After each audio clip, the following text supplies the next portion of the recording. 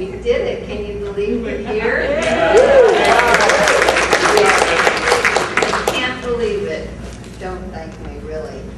Really. I'm in shock, too.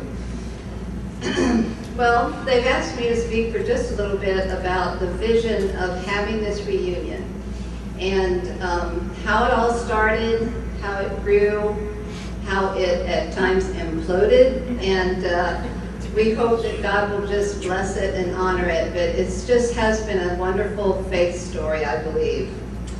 I'll read a statement to you first. How about this for a vision?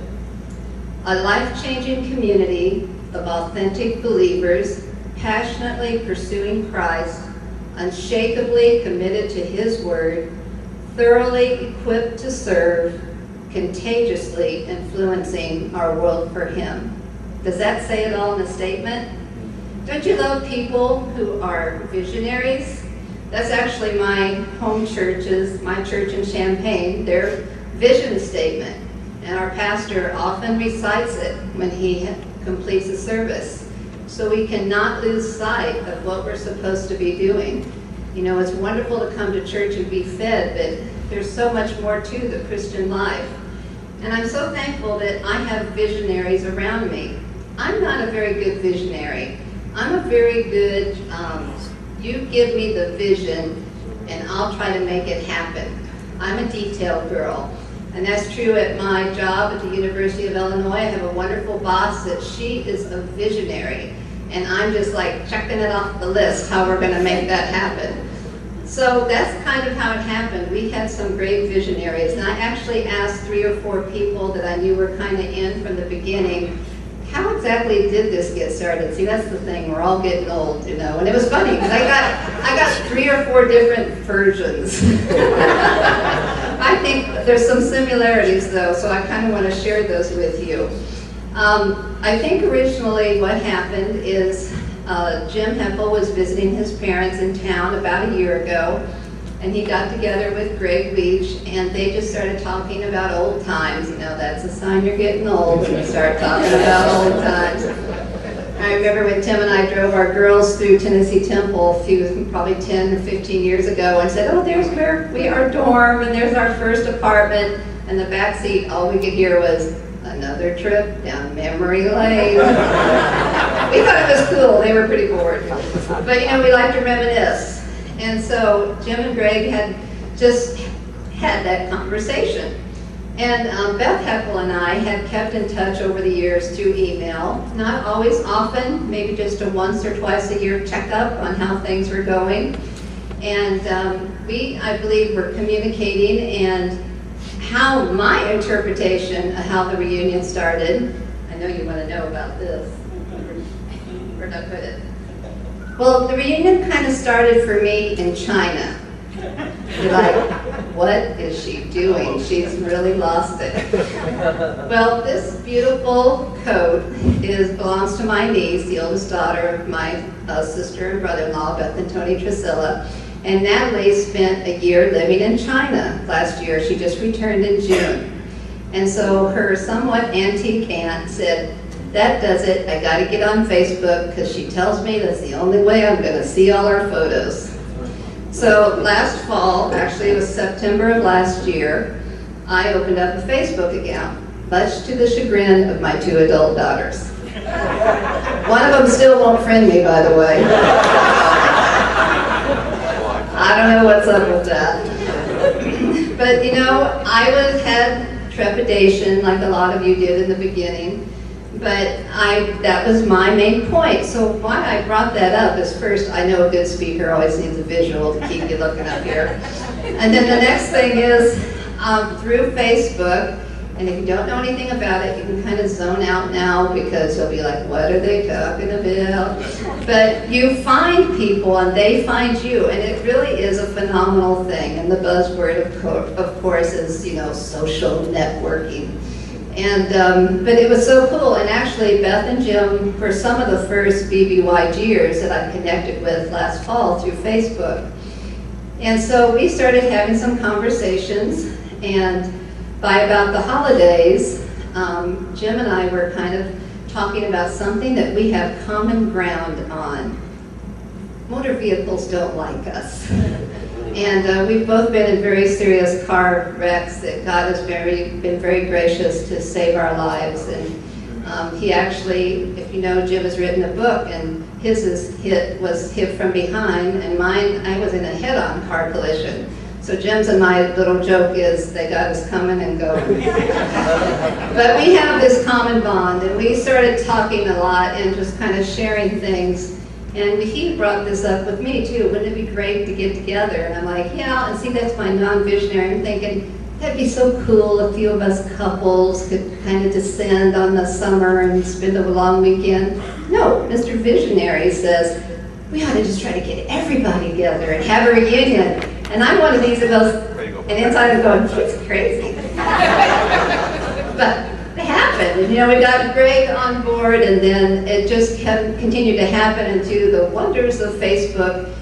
We just kept discovering each other, and by the first of the year, it was really taking off, and Alan came into the system, and it was just so much fun, because it's kind of like an exciting thing. You'll be like, oh, did you see Tom and Darlene and Francine are on Facebook? And then we all bombard on them. And so that was kind of how I spent the very cold January and February when Tim was coaching basketball. I said, what you been doing? I'm like, I don't know, but I found 4 more BBYGers tonight. So that's kind of how it happened. And through that, we just started to discuss how we might set up a date, and came up with Labor Day weekend as a good possibility.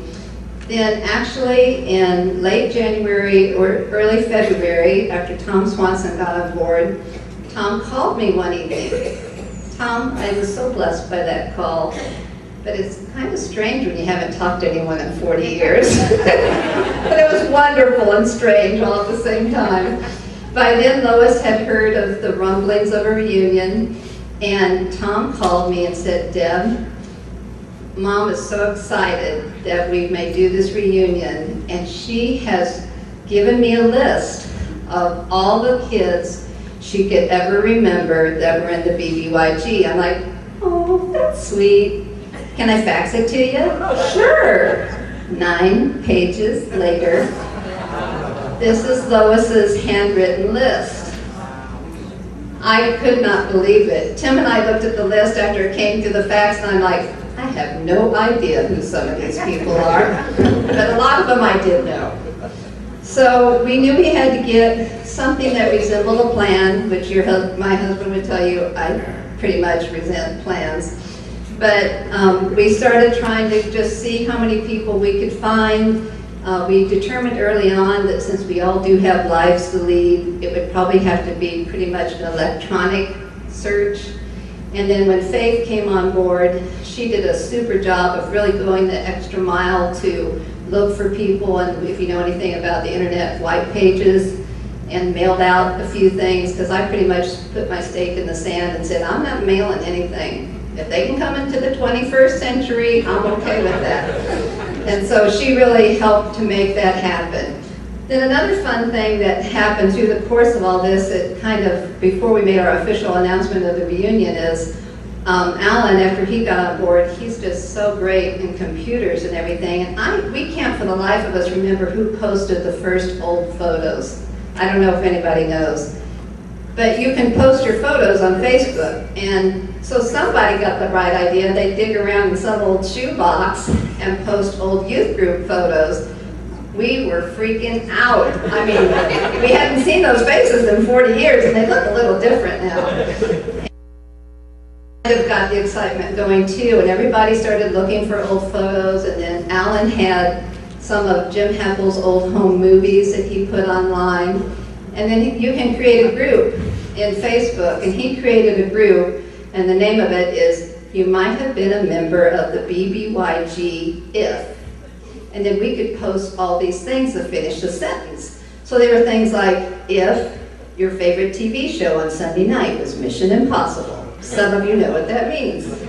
You sang church hymns in German during the service. Sprechen Sie Deutsch. I can still say a couple of words.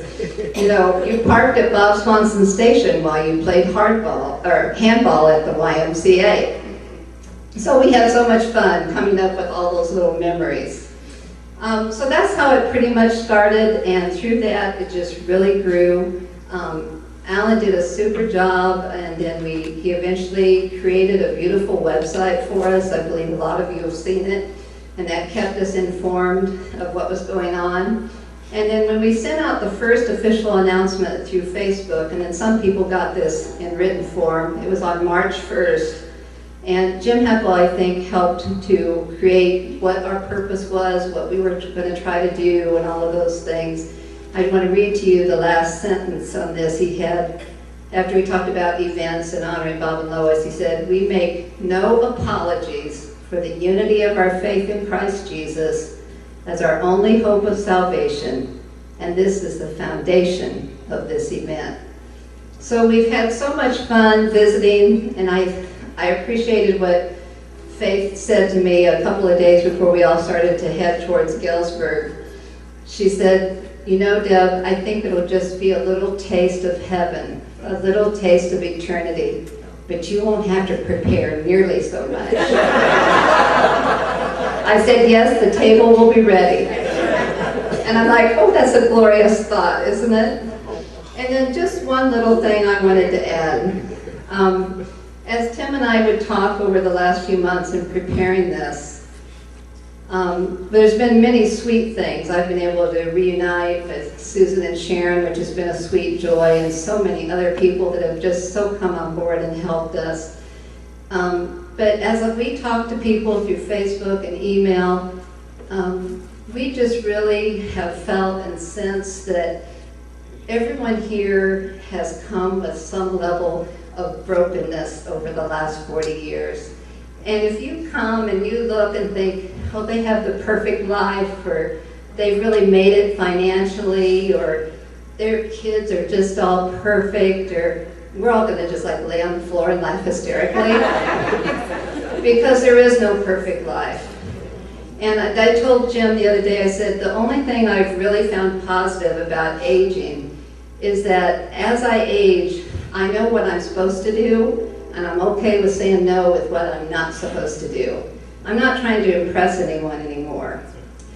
And I know that when things break in my life, sometimes it's bones, or if you have a broken relationship, or you've had broken things in the last 30, 40 years, the only thing I always feel like, it's not God punishing me, it's not God chastising me. He's pursuing me. And sometimes that's what it takes. So we're just so thankful you would take the time to come. Thank you for being a part of this. And I'm going to steal one more of Jim's statements to just wrap it up. Let's forget the past, live in the present, trust God with the future, and knowing where we'll spend eternity. Thanks so much.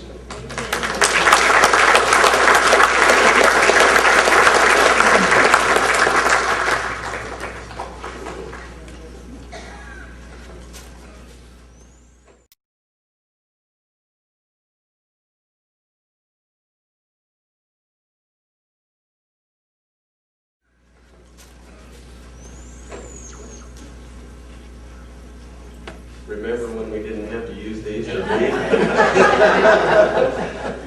Anyway, we thought we'd take a few moments here because we wanted to tell a few people that we appreciate what they've done.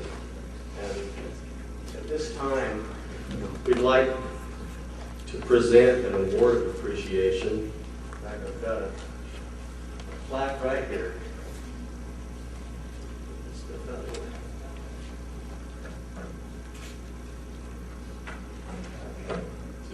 Plaque.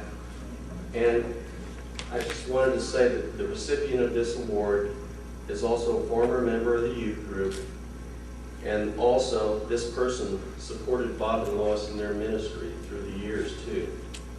And they also had a very important part in making this happen tonight. In fact, we wouldn't be here tonight if they didn't help us. And so at this time, I'd like two people to step forward to the auditorium so I can give them this plaque. This appreciation award goes to John and Anita Carlson.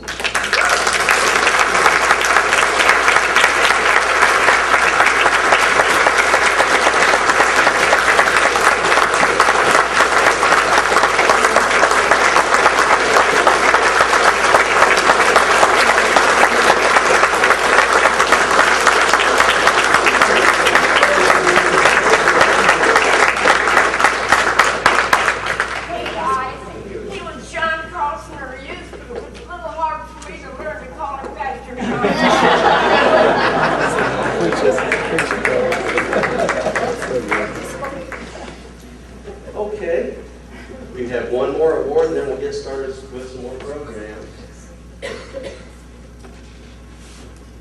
You know, a lot of people that are here tonight traveled a long ways to be here with us for the reunion. And so I thought it would be appropriate to recognize a few people that traveled a long ways to be here with us tonight. So the next award is for the farthest travel. You'll have to forgive me, my mouth is a little dry. Anyway, first of all, if you traveled over 500 miles to be here, would you raise your hand so we can know who you are? I think Lois would like to see this. Okay.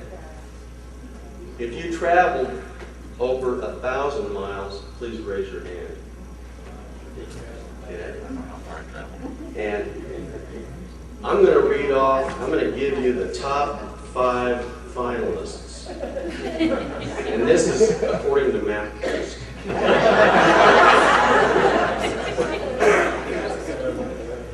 Number 5, Tom Swanson at 1,919 miles from Roseville, California.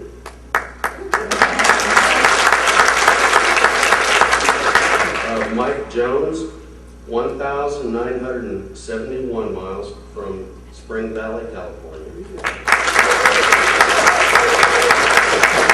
Number 3, Faith Knoll, 2,038 miles from Santa Maria, California. Number 2, Peggy Bocox, 2,130 miles from Monterey, California. And number 1, the winner of our farthest distance award, we have a beautiful plaque here to present, traveling 4,431 miles from London, England, is Dana Knoll Martin.